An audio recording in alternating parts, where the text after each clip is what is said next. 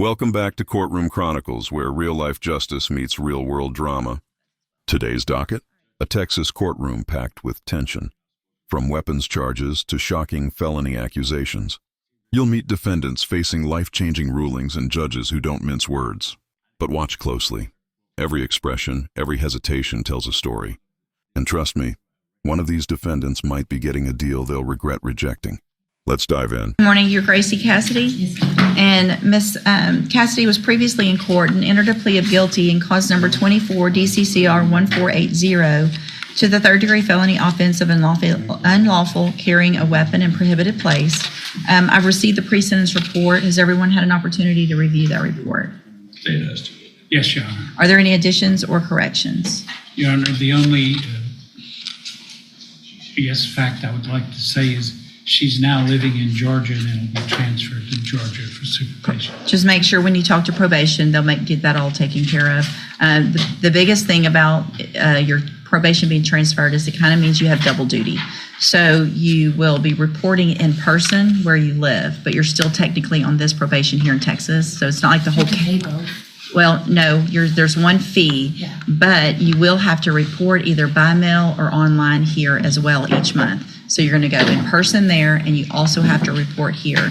So you can't forget to do that mail-in or the online reporting here because that would be a violation. It's just a lot of people they think they're doing everything right because they're reporting in person over there, but you have to stay in touch with us as well. All right. Judge, real quick, I apologize. There is one thing, and I spoke to Mr. Megan about this previously. That's right. There seems to be maybe a new charge in Georgia. I don't know the circumstances of this, nor do I recognize the charge. Yeah. And it's equivalent with us. Hang on, ma'am. So that's the only thing that's new that I wasn't aware of, and I spoke to Mr. Megan about before, and he was going to find out. Okay, so whatever you have to take care of, obviously in Georgia with regard to. I don't have anything to take care of. That was like what they were holding me on in Georgia. That's the case, Judge. But But I got in a car accident and they arrested me because I had a warrant here. I got you. Okay.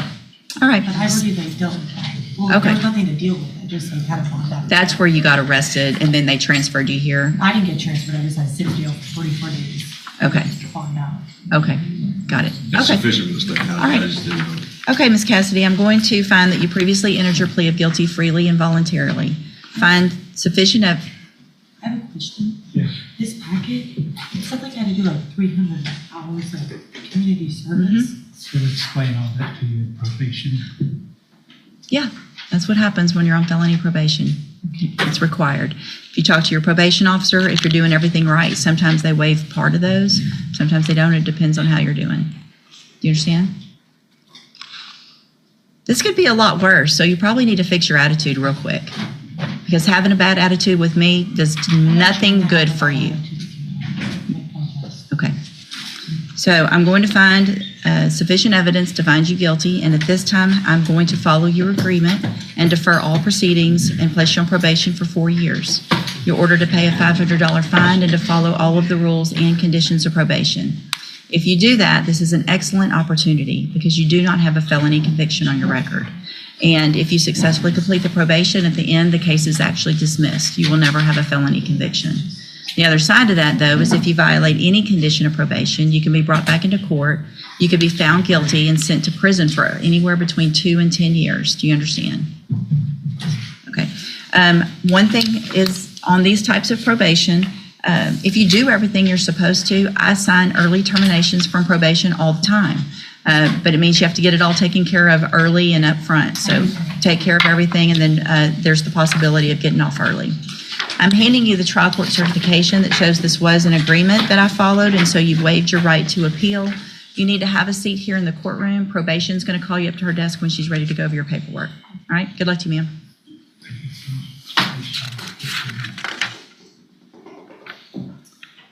Thomas Fisher, Mr. Macon.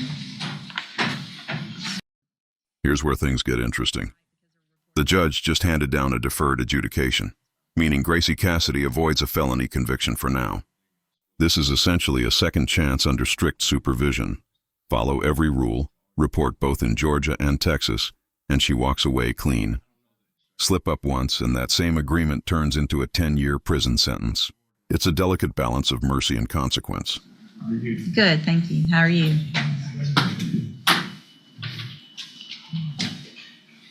This is his father, Judge. We're bringing him up. I don't know if you want to put this on the record or not, but since this case has been initiated, his father has been essentially acting as a guardian for Chad's whole life. We've gotten that formally done. So I want him to at least be available to participate if Chad has any questions or anything like that. Okay, and so He is technically legally under guardianship at this time, and so Okay.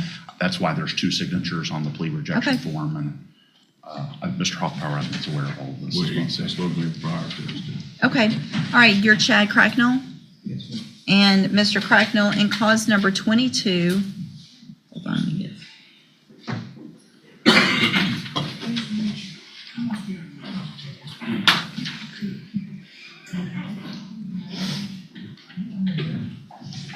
Cause number 22-39948, you're charged with the second-degree felony offense of solicitation of prostitution from February 26th of 2021, and that's for under 18. And what that means is that if you go to trial and you're found guilty by a jury, the range of punishment would be between 2 years and up to 20 years in prison. Do you understand? And I have here on the computer a plea bargain rejection that you've signed, and it looks like your dad and your attorneys, that shows that the district attorney's office has made an offer if you wanted to plead guilty for a 10-year term in prison, but you would serve that on probation instead of in prison. Do you understand what they have offered you? And you have every right to reject that and have a jury determine if you're guilty, and that jury can decide what your punishment is. And if you go forward, I just want to make sure you understand what your options are if you wanted to enter a plea of guilty today, what the consequences could be if you go to trial. And do you understand all of that? Yes. And do you want to reject that offer and have your case set for trial? Yes. Okay, then we'll get it set on the trial docket and your lawyers will begin preparation for trial, okay? Y'all are free to go. Thank you. Thank you, Judge. Thank you.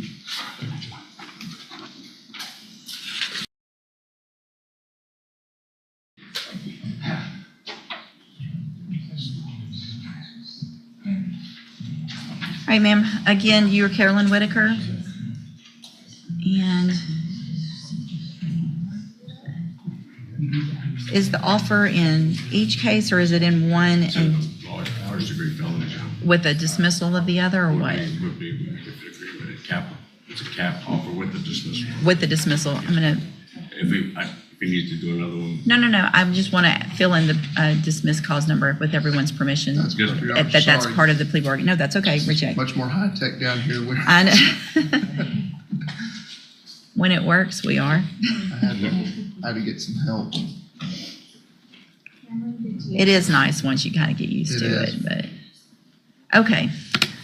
So, Ms. Whitaker, where's your indictment?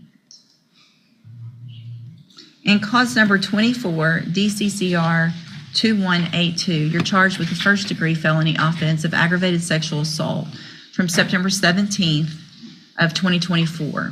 And what that means is that if you go to trial and you're found guilty, the range of punishment is between 5 years and up to 99 years or life in prison. Do you understand? And I have here on the computer a plea bargain rejection that has your signature with Mr. Morian's that shows that the state has offered, if you wanted to enter a plea of guilty, for a cap of 40 years in prison, which means you would be leaving your punishment up to me. But if I followed that agreement, I couldn't give you more than 40. I can give you 40, I can give you less, I can consider whatever. That would all take place later at a sentencing hearing. You have every right to reject that and have your case set for trial. I just want to make sure you understand all the consequences and possible options. And do you understand that? And do you want to reject that offer and have your case, both cases set for trial? And I don't think I said it, I talked about it, but that part of that plea offer would be for a dismissal in the injury to a disabled individual. Do you understand that as well? Okay, and so I want to make sure that after today, you understand as well that I will not accept, once cases are on my trial docket, I don't accept plea agreements like the same one unless there is new information that either your attorney or the state's attorney did not know today. So once it gets on the trial docket, it's expected to go to trial. If you wanted to change your mind and enter a plea, it would be to something different than this. Do you understand? Okay, we'll get it set on the trial docket, Mr. Moriam. I received the pre-sentence report. Has everyone had an opportunity to review that report? We have, Your Honor. We got. Are there any additions or corrections? None I'm aware of, Judge. Oh, yeah. All right, Mr. Parker, you may proceed. The agreement, there was no agreement, correct? Correct. It's an agreement, okay, go ahead. Just, Judge, in talking to him on the several times I've talked to him, everything relates to be a money issue. Well, I say everything, many of the things relate to being a money issue, not everything. And money comes from job, and that's because of his charges. He says he hasn't been able to get a job, and which that doesn't surprise me, but he states that he has tried to get a job, but being that he does not have a job, he doesn't have any money, and he couldn't pay for the polygraph, he couldn't pay for the assessments, the substance abuse assessments, and the various other programs that he was ordered to do. I understand he should have worked with the probation officer about, what he could do to be more compliant, and he should have showed up for sure. And I think once you don't show up, you hear the same argument over and over, and you get scared. But that's basically what it boils down to for a lot of these violations. And he'd like to address the court about some of the other things, and has written something to the court that he wants to read to the court. Okay, go ahead. Well, so much, I thank you for hearing me today. And basically, I just want to thank you formally for allowing me to receive probation in the first place. I was given a chance to re-enter society, not be sent to jail or prison, to create a better opportunity for myself. And I also want to say I'm sorry for most importantly for the actions I made to be in front of you today. I should have made better choices and not to hinder myself, so please forgive me for that. After the night when I received my stipulation of probation, I didn't fully know the situation. Speak up, Yes, ma'am. speak slowly and speak up some. Yes, ma'am. I have to admit, when I have received my stipulations on probation, I didn't fully know the situation or what to come over my charge, since it was all so new for me. Truthfully, it was overwhelming, something I was content about, leading to decisions that I made and now formally regret. Spending time in Jefferson County Correctional Facility, facing adversities, understanding I was given grace with probation with the support system in place for my errors. Renewing my mind, I could have dealt with all of it differently. Seeing that I had multiple chances by you and my probation officers that I could have changed to have a better future, to create for myself, to crucify the old and make a path to the new. I understand that I need to make changes personally and mentally, and I'm dedicated to do that, and I thank you for your time. What can you tell the judge to make her have any hope that you could, if you were kept on probation, that you would be able to complete it and do the things you're supposed to do? Can you tell her that? I can say that basically I've learned from my errors.